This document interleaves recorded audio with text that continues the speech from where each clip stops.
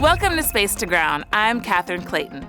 The International Space Station has seen a flurry of activity with the back-to-back arrival of cargo ships loaded with science and supplies for the space station crew. Early Sunday morning, the SpaceX Dragon cargo spacecraft was installed on the Earth-facing side of the Harmony module, 3 days after its launch from Cape Canaveral Air Force Station in Florida. European Space Agency astronaut Luca Parmitano grappled the Dragon using the space station's robotic arm, Canadarm2, and NASA astronaut Andrew Morgan provided backup. The SpaceX Dragon brings 5,700 pounds of research, crew supplies, and hardware to the space station.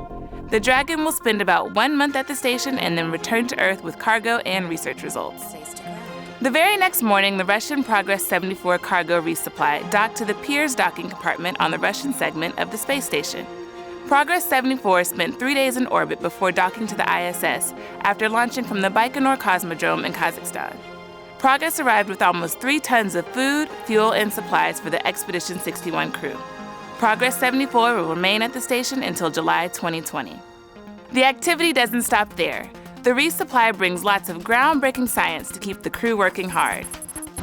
Nutrition on long-duration spaceflights will continue to be an important research focus. The malting barley and microgravity investigation will test an automated malting procedure and then compare the malt produced in space to malt produced on the ground for genetic and structural changes. The malting process converts raw grain into malt by changing the grain starches into various sugars. Understanding how barley responds in microgravity will help scientists identify ways to adapt barley for nutritional uses on future long-duration spaceflight missions. There is a sense of excitement as preparations finalize for the launch of the Boeing CST-100 Starliner. The Starliner spacecraft will launch from Cape Canaveral to the space station for the uncrewed orbital flight test for NASA's Commercial Crew Program.